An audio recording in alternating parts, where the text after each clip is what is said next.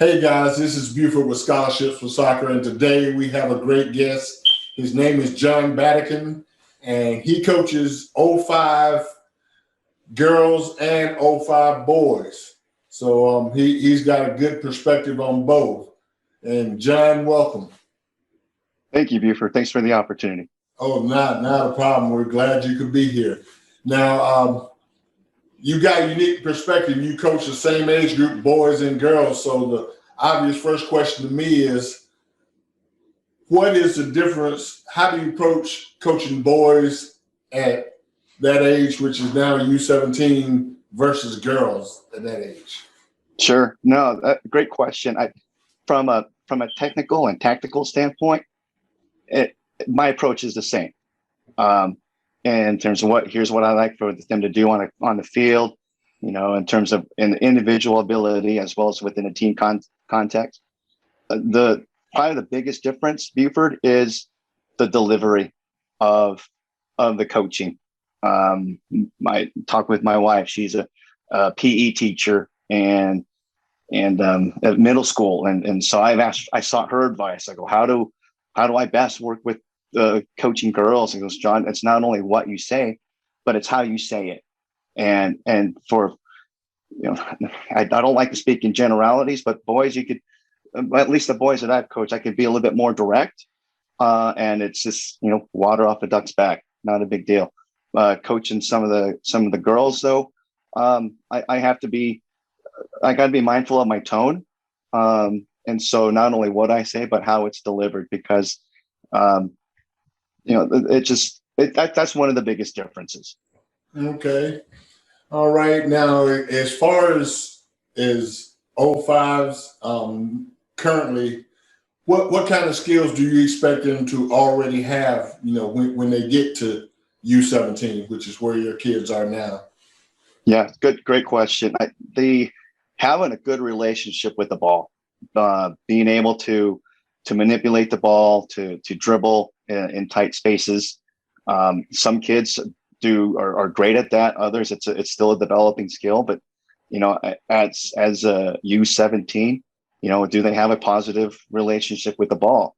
The other piece is, do they understand some of their awareness of what to do without the ball, anticipating some of the movements, and that is a developing skill even up through U17s.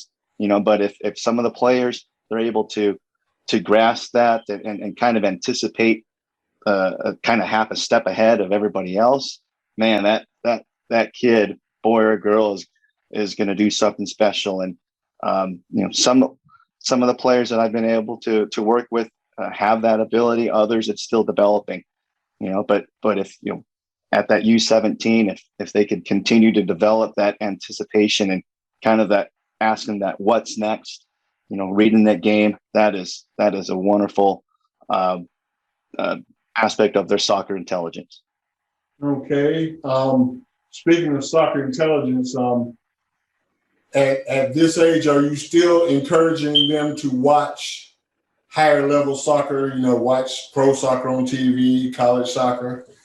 Absolutely. I think that's where a great example of that is my son. I coach my son. That's how we get started in the coaching, and his development has been pretty amazing. And I pretty much stayed out of his way. I didn't want to get away in his development. And I asked him, well, how did you get better?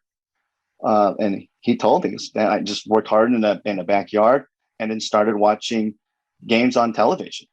Well, I asked him, well, what do you watch? He watches his positions, but he also watches the off-ball movements in and out of possession. And so if kids could watch the Euros, for example, or MLS, or once the global Premier leagues start up again, I think there's a ton of things that they can learn from watching those high-level games, and even the local colleges in the area where I'm at, just to see what's happening off-ball, on-ball, in possession, out of possession. I think there's a lot kids can learn from watching other people. Okay. Now that they're coming up to U17, they either have already just started or getting ready to start. the recruiting area, how involved do you anticipate being in your players' recruitment? You know, As trying to get to college. Yeah, that's a good question, and actually, I bought a couple of resources that will help me out. And so, I think because it's changed from when I played football, and I played football in high school, and was fortunate to play Division III NAIA back in the late '80s, early '90s, and the whole recruiting, it's completely different. And so it's been a learning experience for me as a parent. And then how could I be an advocate for that as a coach? So I'm doing a lot of research, perusing the various websites and even the paid as well as the free services. And it's just making sure that they get the right information. One, do they, and it's about the school. I think you hear about, well, what happens? Are you comfortable of not playing, for 2-3 years? Are you comfortable of working and not seeing the pitch on game day? And it's a full-time job depending on where you go. And what happens if you get hurt, suffer an unfortunate career-ending injury? Would you still go to that school? Or, and so I tell the kids right now, it's about the it's about the grades. It's got to be about the grades, and that's your ticket out, in my opinion. And oh, by the way, you play soccer? Hey, then we could look. Then we could explore some opportunities there. But but starting to reach out to the coaches and to the schools, cast a broad net, and then go from there. But it's still a learning process for me, and so I'm trying to be deliberate in my approach with those kids and those parents who have an interest. And a lot of the stuff that I've read, it has to be player driven. As much as I'd like for my son or my stepdaughter to go, it has to come from them. And otherwise it's not their dream. It's somebody else's dream trying to go through them. And it doesn't work that way. Yes, it does have to come from the player. I've learned that lately. Okay. Now, when they get to U17 and they start to get to high school age, and some kids are playing club and high school, you have to start dealing with a lot more injuries, or at least it seems that way to me when the kids get in high school. How do you handle that within? When my son was 14 and below, we may have had one injury a season. Now it seems like every year, that every game there's 6 guys on the bench because they can't play. What kind of things can you do as a coach maybe to lessen the injuries or mitigate the injuries? I guess you can't stop them, but right. No, that's a good question, and doing a lot of research. I have a background in exercise physiology, exercise sciences as an undergrad when I was an undergrad, and one of the things that I've just been reading and is I think sometimes we see that early sports specialization, and one could argue that might be a contributing factor. Because there's really not a time for rest and recovery, and so for the teams that I coach, once their high school season is done, and we play high school soccer in the fall, both boys and girls, we gradually go back into indoor seasons a couple 2-3 weeks after the state championships for high school soccer are done.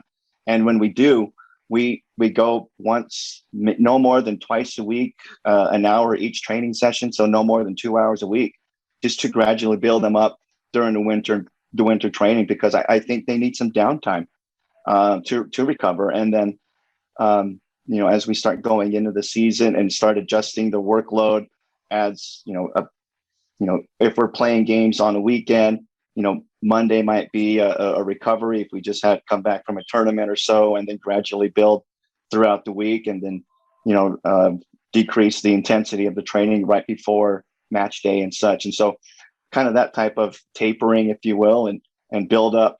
And so that's one of the ways to help with load. I think that I could help with this planning of the training schedules and such. And they're at an age of where ACLs and muscle strains and pulls, it's just, they have to be deliberate in their dynamic warm-ups and in the stretching. They have to, but still some of them, they make the choice not to. And so, sometimes it is a lessons learned, but if there's things that I can control and educate the kids about that, let's don't just walk through the warm-ups. Be mindful when you're doing your dynamic stretches, and even post-game when we're doing the stretches, be mindful so that you do recover. And there are some technologies. Probably have to enforce that message more amongst the boys, because usually the girls will listen to you. The boys, oh, I got it. It's true. Absolutely. And really, and for the girls, they're at the age, because physiologically they're at greater risk for knee injuries and such. And so, I've been fortunate to work with coaches, dads, coaches who have a background in the health sciences. And so, working on some movements, closed kinetic chain movements to help strengthen the ligaments and muscles and tendons, so that when there is a sudden change or a sudden twist, that their legs are strong enough and they understand the movements to mitigate the risk of injury. And if they do get injured, it's not as severe as, had they not, been mindful of those, the sudden change of direction movements. Okay. All right. Final question. What Sure. is your favorite part of coaching? My favorite part of coaching is seeing the kids, the aha moments, not only when it comes on in the field, but when it comes off of the field. Part of my big thing is, as a coach, is we develop the person and not just the player. And so a lot of it goes through character education and character development, because character, I can't remember the organization I mentioned, but character drives the process, which drives the results. And that's kind of been my foundation since I've been coaching club soccer. And so when I see the light bulb go out on the kids and on the pitch, as well as off the field, those are the moments. And we get the feedback too from the parents and the players that say, yeah, thanks for help coaching my kid, develop them as a soccer player, but also for the character. Those are the moments that I'm like, okay, I think I'm doing something right. And so those are the things that I cherish most. All right, outstanding. Well, John, I know you're busy. I'm not going to keep you, but I really appreciate you coming on and telling us a little bit about coaching the U17 age. And I'm sure the parents in the group will get a lot of good information from it. And so thank you for coming. You bet. Thanks, Buford. Have a wonderful day. You too.